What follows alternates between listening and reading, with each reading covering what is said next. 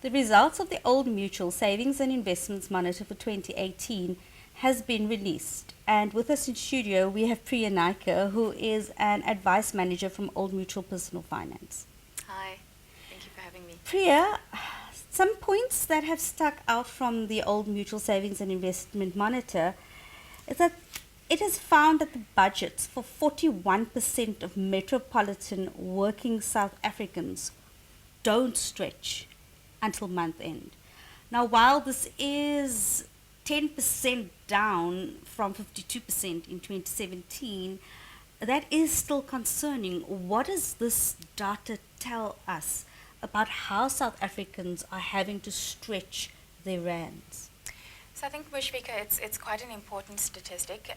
It tells us that sometime within the past 12 months, 41% of people have had at least 1 month where they weren't able to cover their expenses out of the income that they've earned. And that's concerning because we understand that it creates anxiety, it creates financial stress for individuals.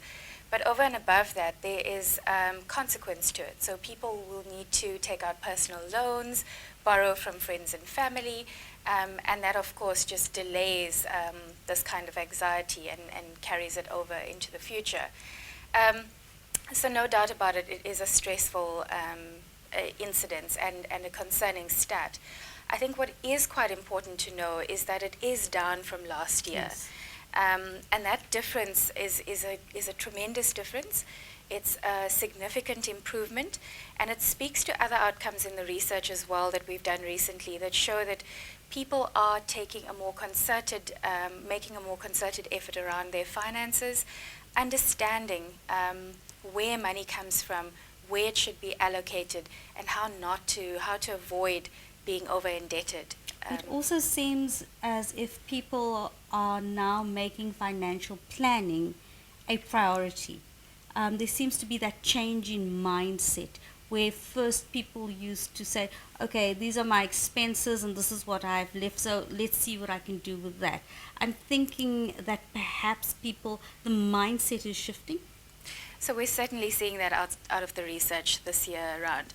People are taking a longer term view around finances. So the South African consumer in the past used to do exactly what you're saying, sort of wait until all of the expenses are covered and then look at saving and planning for the future. We're now seeing that people are consciously taking a 5 to 10 year view. Over and above that, financial planning is being included in their lives as a feature of their lifestyle. And goals have become very important. So people are now acknowledging, if I want to live a different life and enjoy a better lifestyle, I've got to plan for it. I've got to turn those into goals. Absolutely. Something else that has come out is that households earning less than 6,000 Rand per month, the consumption percentage is the highest rate we have seen, and that's at 79%. This figure is also especially worrying considering that 40% of respondents said that they are looking at other ways to supplement that income, and that 40% is 10% up from last year's research. So that is a concern, that if you're earning less than 6,000 Rand per month, your consumption percentage is as high as 79% of that. Yes, I think we must just place that in context as well. We are a consumption-driven economy, so we see that trend is pervasive through all income brackets. It is just elevated in the lower income bracket, in the under 6,000 Rand per month bracket.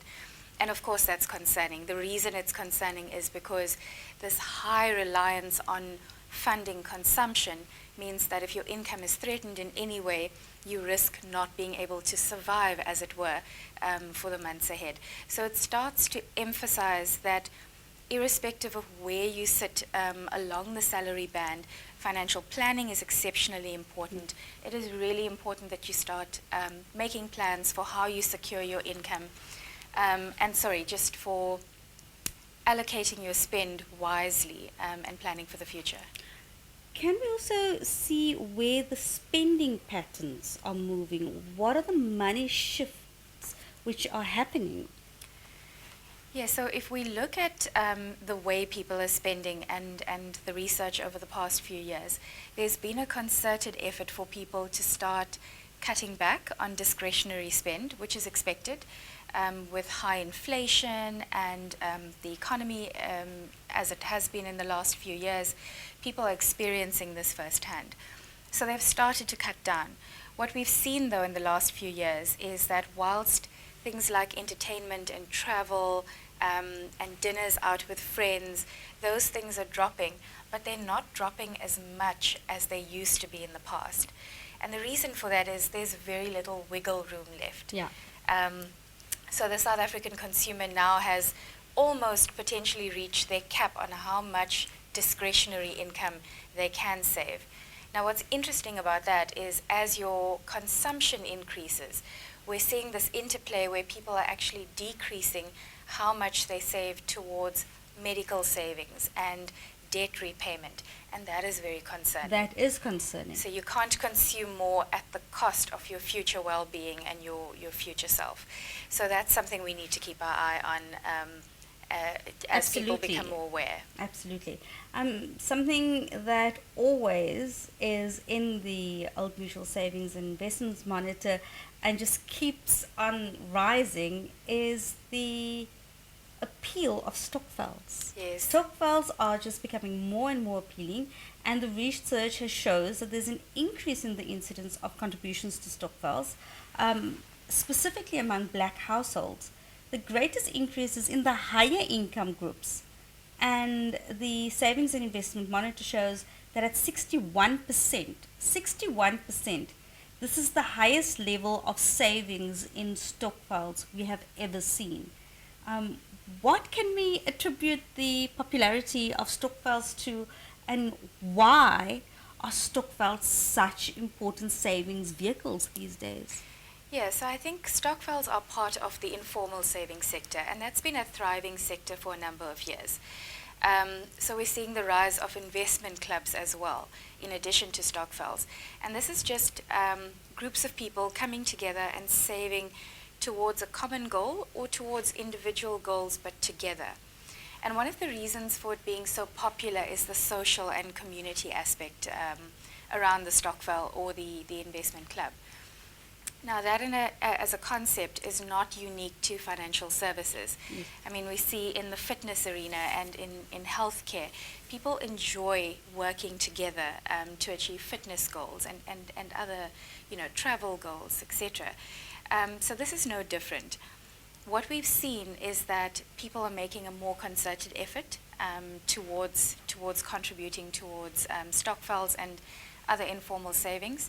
So in the lower, in the income brackets under 40,000 Rand, people are increasing their contributions. And we're finding more and more of the upper income bands saying, I'd like to contribute towards an investment club with people that I'm saving with together.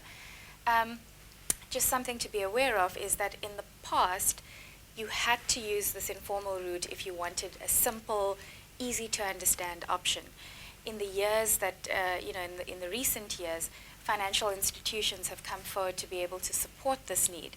So there are now offerings where you're able to have a group savings solution.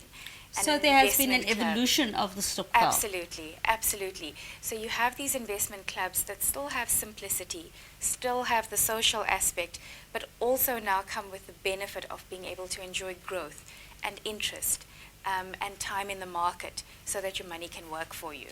Now, if people want to know more about these sort of stockvels, or if South Africans need to be educated about finance, where do they go to get that information? Because I find that is often the problem, that is often the barrier. South Africans have so many questions and they are interested in getting their finances in order, but not very many people are directed to a place of specific information. Sure. What would you suggest? So I think a very important point. We've seen that financial literacy and financial education is vital for financial inclusion. So that's absolutely important. There's a wealth of information available I think if you look at the Old Mutual Moneyversity site, that's a great place to start, just to upskill yourself and to understand the basic concepts around finance and the things that impact you as an individual on a daily basis, things in the macroeconomic environment like inflation and interest and what's exchange. happening in other parts of the world which affects the Absolutely. economy of South Africa. Absolutely. And how those translate to your own circumstances, the way your salary is structured, the way you spend your money. So there's a great deal of information there. There's also information, tools, and calculators on the website on Old Mutual's website. So that's a good place to start. What we're finding is that more and more people love to use the tech options as well, which present a whole new range of insights. So an app like 22/7 shows you where your money is going to on a monthly basis, Yeah. triggers places where you can save and apportion your spend correctly, and it allows you to see whether you're spending in line with your priorities. So it really delves inside your spending habits and reveals them to you.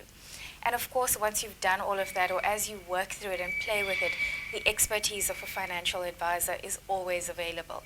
And that speaks to taking the macro environment and the internal environment of your own internal environment, and pulling those together, creating a financial plan, addressing your goals, and achieving financial security for the future. Thanks, Priya, for coming in. We really appreciate all your insight.